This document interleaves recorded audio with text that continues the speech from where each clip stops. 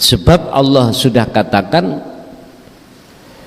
wa anibu ila rabbikum wa aslimu lahu min qabli ayyatiyakumul adzabu tsumma la tunsorun. Jikalau kau sampai mati belum mengenal Allah, dalam kurung Allah ini adalah yang memiliki nama Allah, maka tsumma la tunsorun, nggak akan pernah kita akan mendapatkan satu pertolongan dari Allah, nggak akan pernah. Alasannya apa? Karena ketika saat di dunia kita dikasih kesempatan oleh Allah, tidak kita gunakan untuk mencari dan mencari takarrub, mendekat dan bertemu Allah.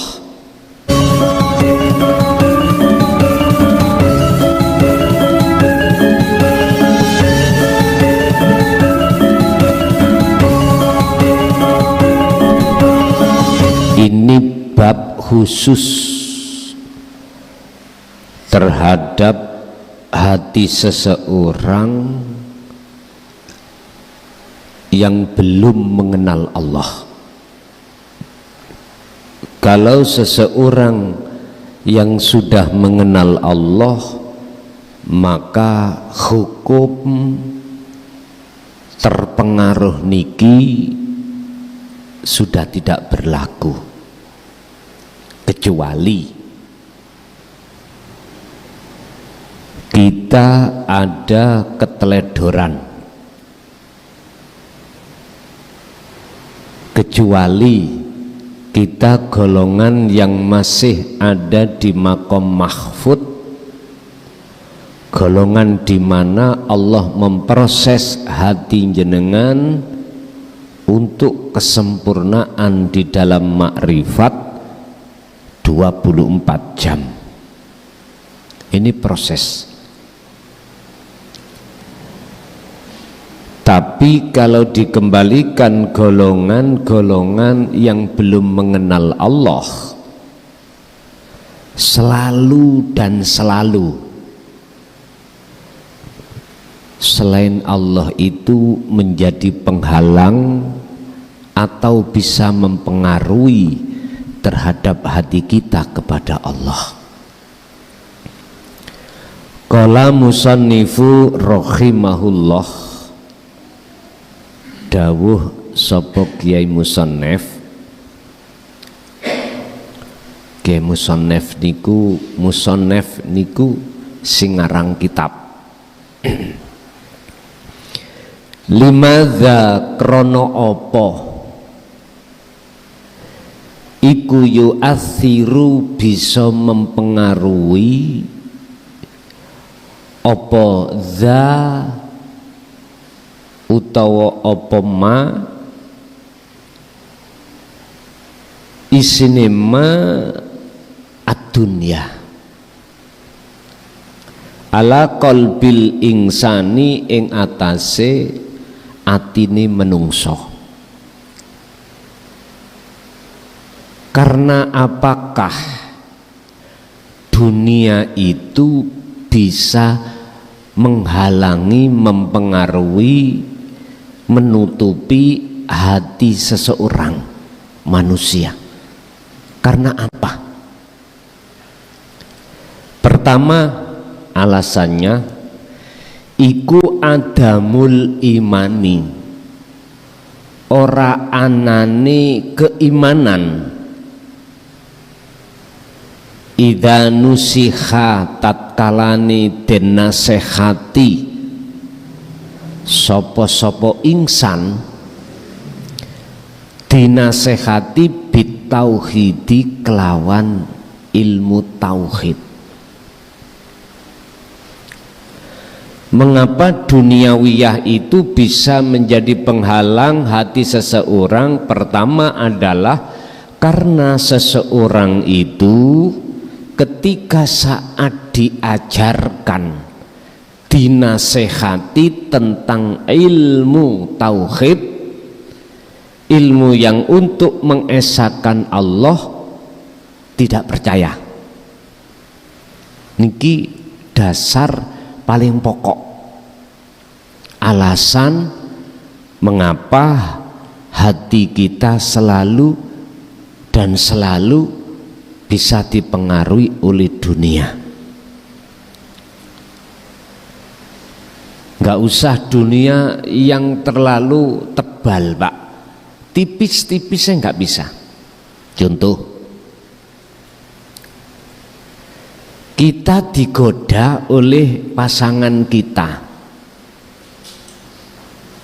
atau anak kita atau masalah-masalah di dalam kehidupan di dunia ini. Hati kita nggak akan pernah bisa untuk tembus memandang terhadap Allahnya yang satu-satunya sang pelaku yang menggerakkan semua masalah. Mboten saged, tidak bisa.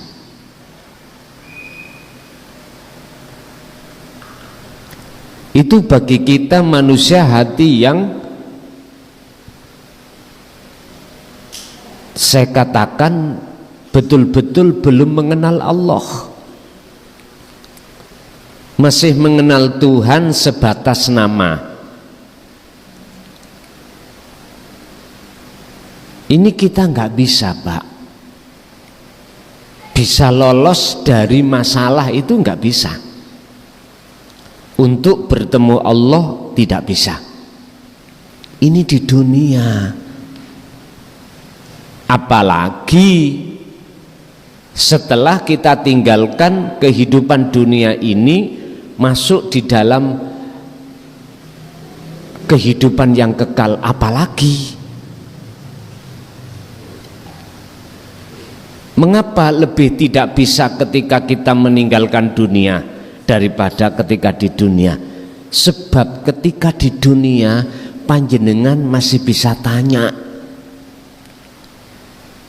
terhadap para kekasih Allah. Tapi ketika sudah tinggalkan dunia, tanya terhadap siapa? Sebab Allah sudah katakan, wa anibu ila rabbikum wa aslimu lahu min qabli ayyatiyakumul adzabu tsumma la tunsorun. Jikalau kau sampai mati belum mengenal Allah, dalam kurung Allah ini adalah yang memiliki nama Allah, maka tsumma la tunsorun, nggak akan pernah kita akan mendapatkan satu pertolongan dari Allah, nggak akan pernah. Alasannya apa? Karena ketika saat di dunia kita dikasih kesempatan oleh Allah, tidak kita gunakan untuk mencari takarrub, mendekat dan bertemu Allah. Makanya yang paling mendasar alasannya pertama, karena kita tidak percaya ketika saat ilmu sejati atau ilmu tauhid itu disampaikan. Liqaulihi krana dawe Allah fi suratil Baqarati ing dalam surat Al-Baqarah, al ayataini ono rong ayat. Ayat nomor pinten? Wonten ayat nomor gangsal dan 6. Rupane ayat, innalladzina kafaru sak temene wong-wong sing padha ingkar, gak percaya dengan dinu tauhid, sawaun alaihim, sama saja mereka iku a'andzartahum amlan tundirhum iku la yu'minun, dinasehati atau tidak dengan ayat-ayat wahyu-wahyu yang bersifatkan tauhid, tidak percaya. Niki alasannya. Akibatnya khatamallahu ala qulubihim, Allah akan menutup terhadap hati orang tersebut. Makanya disebut kafaru itu hati yang tertutup. Ditutup Allah dengan apa? Ya dengan dunia ini tadi. Akhirnya kita mengatakan dunia ini wujud. Wujudnya ini wujudnya dunia. Dunia berarti makhluk. Akhirnya dalam hati kita, iman yang muncul, kita yang bisa melakukan, kita yang memiliki.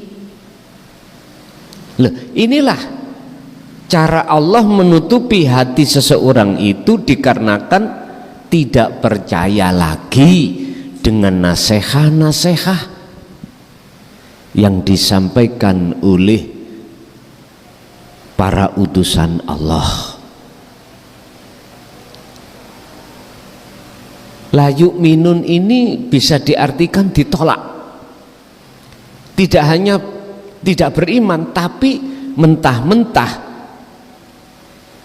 dinu tauhid itu ditolak. Entah olehnya menolak secara terang-terangan atau tidak, maka hati ini ditutup Allah.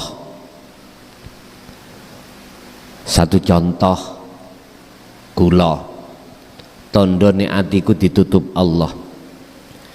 Ngaji niki ning ati kula, di dalam hati saya itu rasa sing muncul iku, iman yang muncul iku saya yang ngaji. Berarti keegoan saya inilah yang Allah jadikan sebagai tutupe atiku terhadap Allah.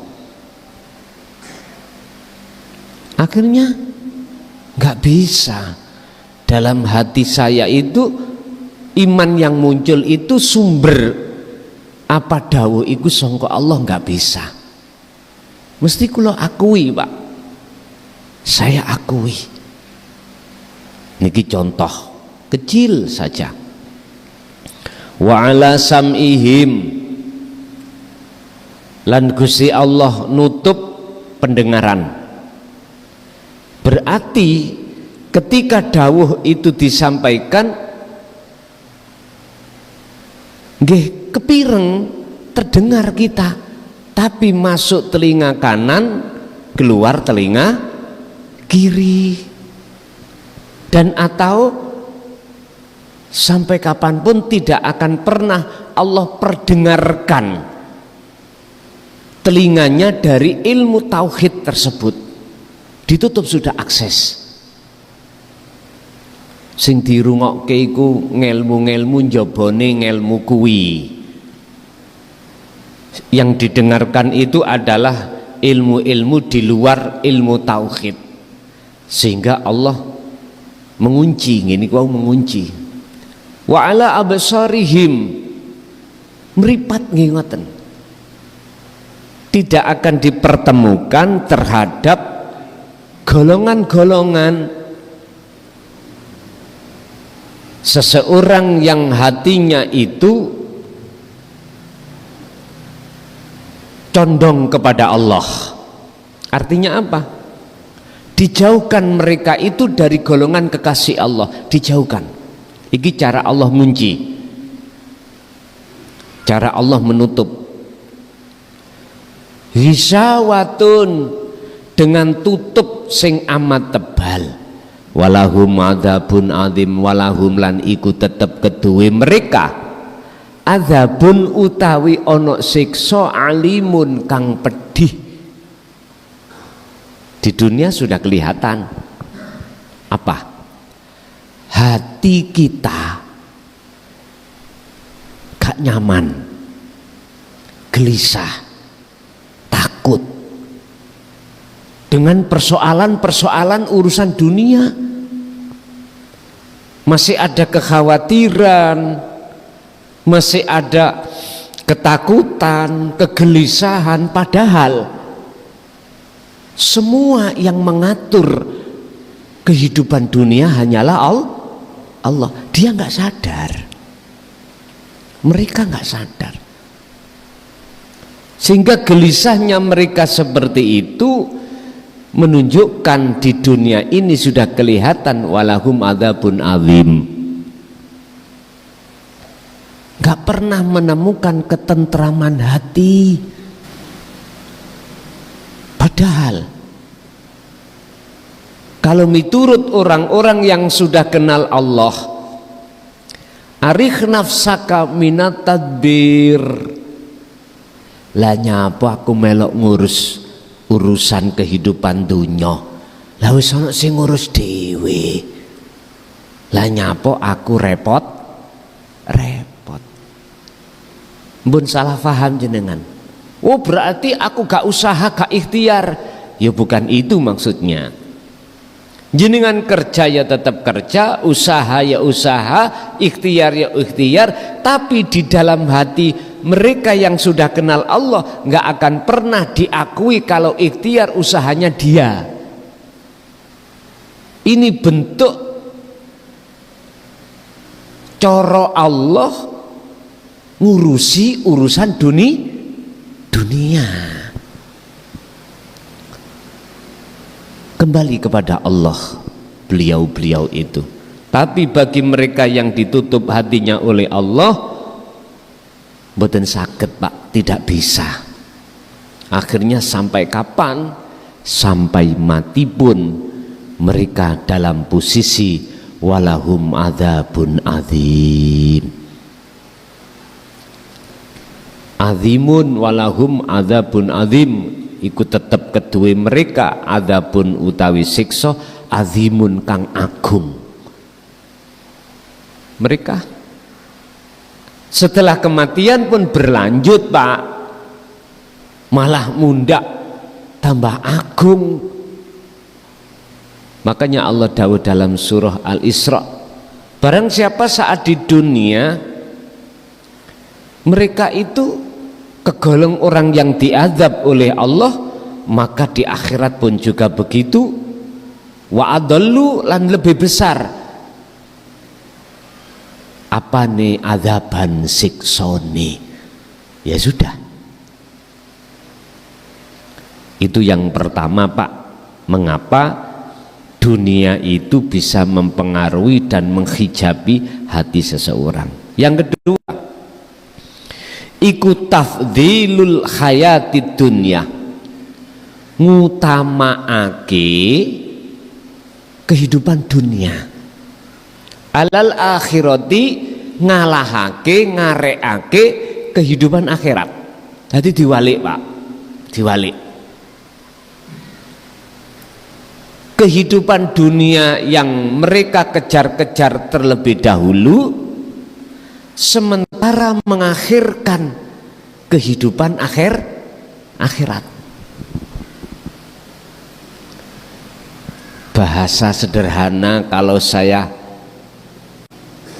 mengatakan di dalam surah Al-Qasas ayat 77, justru sebaliknya, raihlah dulu negeri akhirat, lalu negeri dunya iku jangan ditinggalkan. Wabtaghi fima atakallah darul akhirah walatan sanasibaka minad dunya. Ini Allah taruh di atas ya, ini Allah taruh di nomor satu urusan akhirat ini, tapi mereka mboten, dibalik. Tafdilul hayatid dunya, ngutamaake kebutuhan kehidupan dunia. Setelah ini sudah mereka peroleh, gak mungkin Pak orang ini akan mencari kehidupan akhirat, gak mungkin. Kecuali mungkin nek wis sepuh, wis rumangsa nyedeki kematian. Ini kalau Allah kehendaki loh ya. Kalau dia masih sepanjang menolak tentang ajaran tauhid, sampai tua, sampai mati pun tetap dia nggak akan pernah dikatakan sebagai orang yang mengkais mencari kehidupan akhirat. Kehidupan akhirat menurut orang syariat dan hakikat beda. Ahli am dan ahli khos beda, Pak. Kalau ahli am kita golongan orang syariat, sholat ini termasuk kebutuhan akhirat.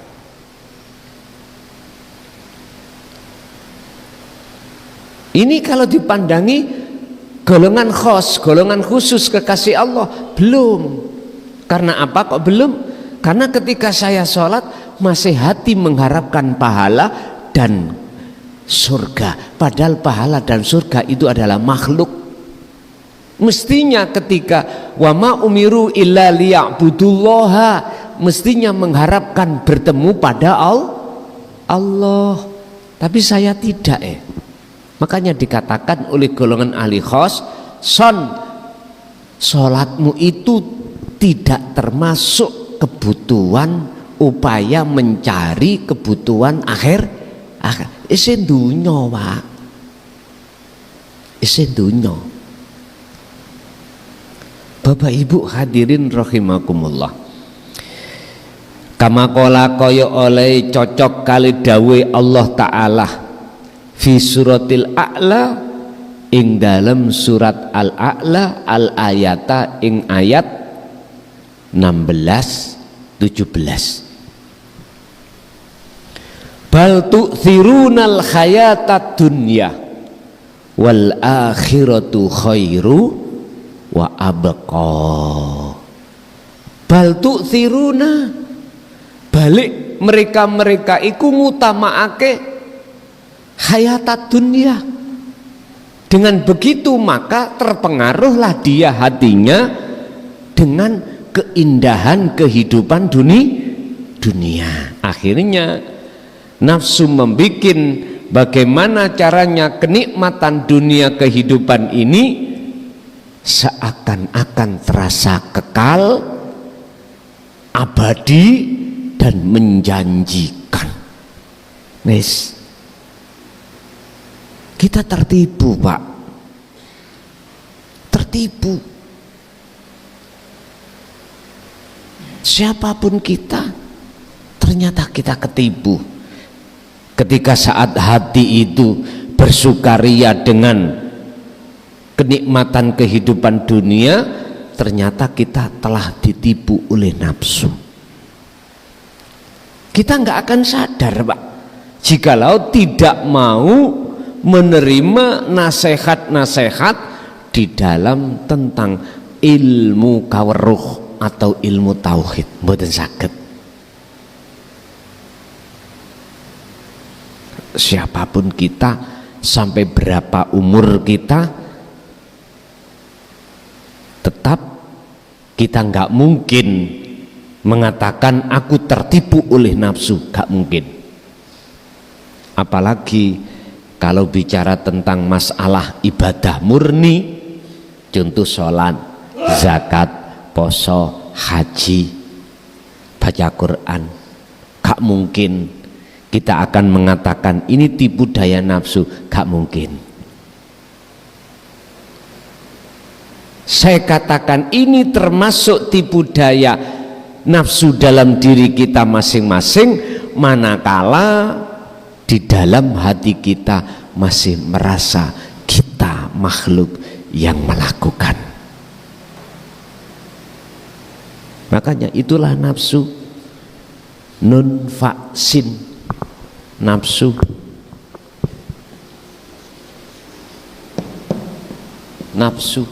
artinya kan diri, boleh diterjemahkan ana, ingsun, saya. Lah, nafsun ini cenderung makhluk siapapun. Satu contoh, hawa niki dingin, ati kula mandang makhluk yang berupa angin.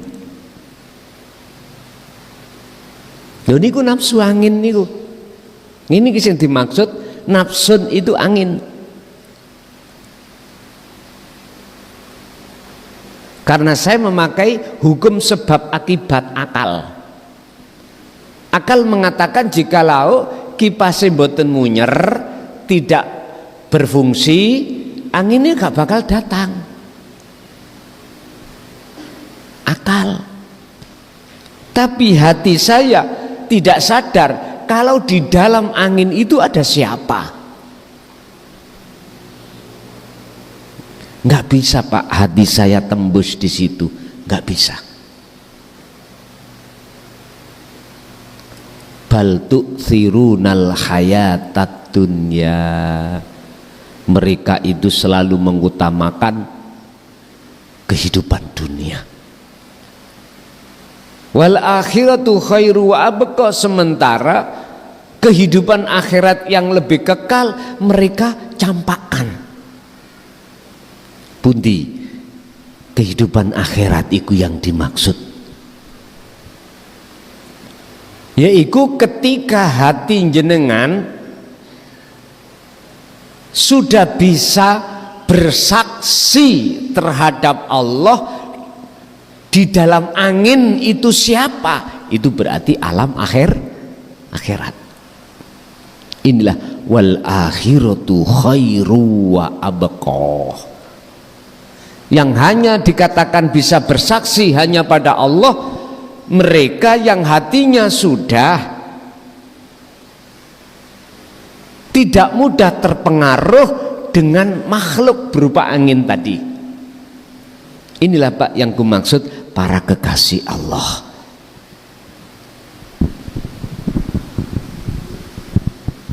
Kekasih yang seperti ini mesti mboten kathik gak. Walaupun jenengan dalam keadaan apapun, ati jenengan iku dikersakno Allah, saged nyekseni Allah. Ini kekasih. Dan kekasih itu Allah bagi menjadi 3, fana, kamil, bakok, mahfud dan maksum. Teng mriki.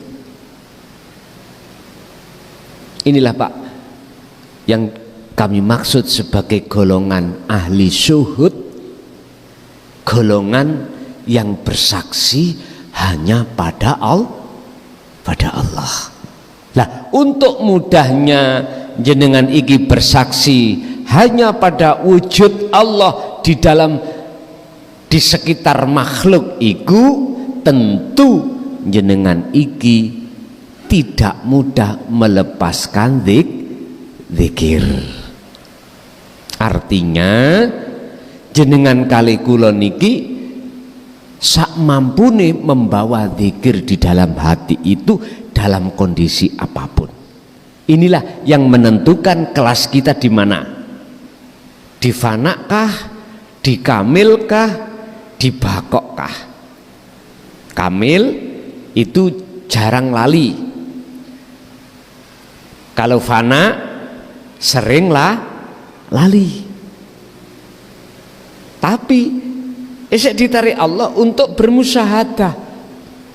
Walaupun volumenya musyahadah itu kecil.